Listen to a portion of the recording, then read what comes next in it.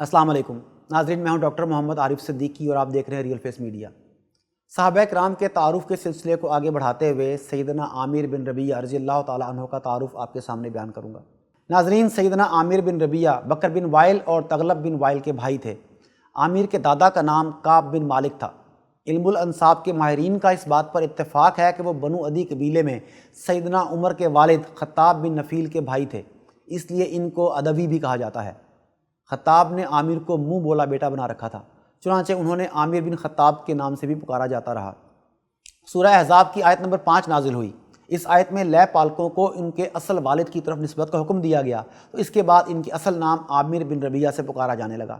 ان کی کنیت ابو عبداللہ تھی۔ سیدنا عامر کا شمار السابقون الاولون صحابہ میں ہوتا ہے۔ وہ اسلام کی حقانیت پر ایمان لانے والے 28ویں فرد تھے۔ رسول اللہ صلی اللہ علیہ وآلہ وسلم نے ابھی دار ارقم میں تعلیمی سلسلہ شروع نہیں کیا تھا کہ یہ ایمان لے آئے۔ سیدنا عامر نے زمانہ جاہلیت کے موحد زید بن عمر بن نفیل سے نبی کریم صلی اللہ علیہ وآلہ وسلم کے حالات اور ان کی نشانیاں سن رکھی تھیں۔ یہی وجہ ہے کہ انہیں اسلام کی طرف سبقت کرنے میں کوئی تعامل نہ ہوا۔ زید نے کہا تھا کہ میں اسماعیل علیہ السلام کی اولاد بنو عبد المطلب میں ایک نبی کی آمد کا انتظار کر رہا ہوں، اگر تمہیں زندگی نے مہلت دی اور انہیں دیکھنے کا اتفاق ہوا تو میرا سلام کہہ دینا۔ چنانچہ عامر مسلمان ہوئے تو سیدنا رسول کریم صلی اللہ علیہ وآلہ وسلم کو زید کا سلام پہنچایا۔ آپ نے سلام کا جواب دیا، زید کے لیے دعائے رحمت کی اور فرمایا میں انہیں جنت میں ناز و انداز کے ساتھ چلتے پھرتے دیکھ رہا ہوں۔ 5 میں قریش کے مظالم سے پسے ہوئے اہل ایمان سے رسول اللہ صلی اللہ علیہ وآلہ وسلم نے ارشاد فرمایا تم سرزمین حبشہ کی طرف ہجرت کر جاؤ اور وہاں اس وقت تک قیام کرو جب تک اللہ کشادگی کی راہ نہیں نکال دیتا۔ حبشہ امن اور سچائی کی سرزمین ہے، وہاں ایسا بادشاہ حکمران ہے جس کے ہاں کسی پر ظلم نہیں ہوتا۔ چنانچہ رجب 5 میں اہل ایمان کا پہلا قافلہ سیدنا عثمان بن مظعون کی قیادت میں حبشہ کی طرف ہجرت کر گیا۔ اس قافلے کے افراد کے بارے میں ابن اسحاق نے 10 اور ابن خلدون نے 11 کا عدد بیان کیا ہے، تاہم طبری اور ابن حشام نے 14 صحابہ شمار کیے ہیں جو نصف دینار کرایہ ادا کر کے 1 یا 2 کشتیوں پر حبشہ پہنچ گئے۔ کچھ عرصے کے بعد تمام اہل مکہ کے ایمان لانے کی افواہ حبشہ پہنچی تو صحابہ کی ایک تعداد نے مکہ واپسی کا قصد کیا۔ سیدنا عامر بن ربیعہ بھی ان واپس آنے والوں میں سے ایک تھے۔ مکہ کے قریب پہنچنے پر معلوم ہوا کہ جو خبر انہیں سنائی گئی تھی جھوٹ تھی۔ تب کل 33 صحابہ چوری چھپے یا کسی مشرک کی پناہ لے کر مکہ میں مقیم ہو گئے۔ ان کی اکثریت نے یہیں سے مدینہ کو ہجرت کی، تاہم کچھ افراد کو مشرکوں نے قید بھی کر لیا۔ سیدنا عامر بن ربیعہ بھی مکہ میں داخل ہو گئے لیکن کسی کی پناہ نہ لی۔ بعثت محمدی صلی اللہ علیہ وآلہ وسلم کے 10ویں سال حج کے موقع پر یثرب کے باسی اللہ کی توفیق سے اسلام کی طرف راغب ہوئے۔ سیدنا ابو سلمہ اسی وقت مدینہ منتقل ہو گئے اور پہلے مہاجر ہونے کا شرف حاصل کیا۔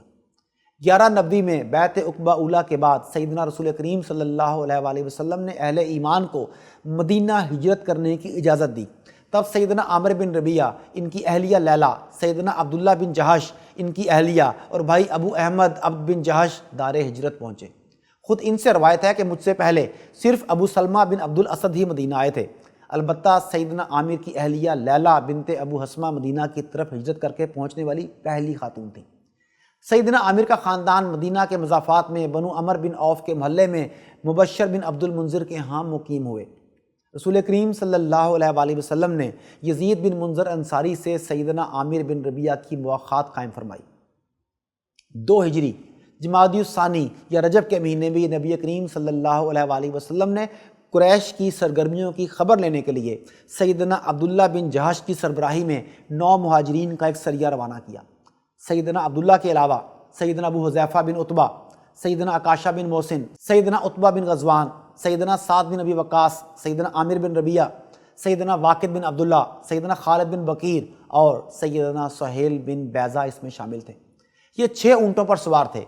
آپ صلی اللہ علیہ وآلہ وسلم نے سیدنا عبداللہ کو ایک خط دے کر فرمایا مدینہ سے مکہ کی جانب 2 دن کا سفر تقریباً 28 میل کی مسافت طے کر لینے کے بعد وادی ملل پہنچ کر اسے پڑھنا۔ آپ کی ہدایت کے مطابق انہوں نے خط کھولا تو لکھا پایا مکہ اور طائف کے درمیان مقام نخلہ کی طرف سفر جاری رکھو اور وہاں پہنچ کر قریش کی نگرانی کرو اور ان کے بارے میں معلومات حاصل کرو۔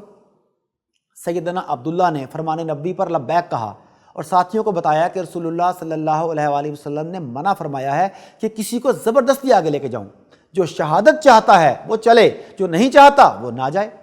سب چل پڑے، کوئی پیچھے نہ رہا۔ ہجرت مدینہ کے بعد یہ 7ویں مہم اور پہلا سریہ تھا جس میں کامیابی ملی۔ اس سریے میں مشرک سردار عمر قتل ہوا۔ مجاہدین اسلام کی طرف سے تاریخ اسلام کا یہ پہلا مشرک مقتول ہوا۔ اس سے پہلے مشرک ہی مسلمانوں کو مارتے تھے۔ سیدنا عبداللہ بن جہش نے تاریخ اسلامی میں حاصل ہونے والے پہلے مال غنیمت کی اپنے طور پر تقسیم کر کے 5واں حصہ نبی کریم صلی اللہ علیہ وآلہ وسلم کے لیے رکھ لیا، حالانکہ خمس کا حکم ابھی نازل نہیں ہوا تھا۔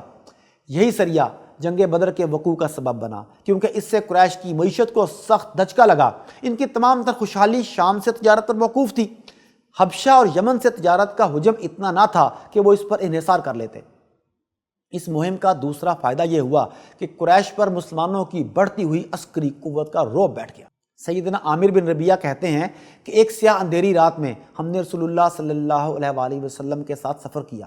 ہمیں معلوم نہیں تھا کہ قبلہ کس طرف ہے۔ ہر شخص نے اپنے اپنے اندازے سے قبلے کا رخ متعین کیا اور نماز پڑھ لی۔ صبح ہوئی تو ہم نے یہ معاملہ آپ کے گوشے گزار کیا۔ تب اللہ تعالیٰ نے سورہ بقرہ کی آیت نمبر 115 نازل فرما دی کہ اللہ ہی کے ہیں مشرق و مغرب، تم جس طرف بھی منہ کرو اللہ کا رخ ہوگا۔ سیدنا عامر نے جنگ بدر، جنگ احد اور تمام غزوات میں حصہ لیا۔ غزوہ ذات السلاسل فتح مکہ سے پہلے ہوا۔ 8 ہجری میں حضور صلی اللہ علیہ وآلہ وسلم نے سیدنا عمر بن عاص کی قیادت میں ایک فوج شام کی سرحد پر آباد قبیلے بنو بلی کی طرف بھیجی۔ دشمن کی تعداد زیادہ تھی، اس لیے سیدنا عمر نے کمک مانگ لی۔ آپ نے سیدنا ابو عبیدہ بن جراح کی سربراہی میں ایک دستہ روانہ کیا۔ سیدنا ابو بکر و عمر بھی اس میں شامل تھے۔ 500 سپاہیوں پر مشتمل اس مشترکہ فوج نے سیدنا عمر بن عاص کی کمان میں پورے علاقے میں گشت کیا تو دشمن کی فوج بکھر گئی۔ آخرکار سرحد کے قریب بنو بلی، بنو عزرا اور بلقین کی سپاہ سے ان کا سامنا ہوا۔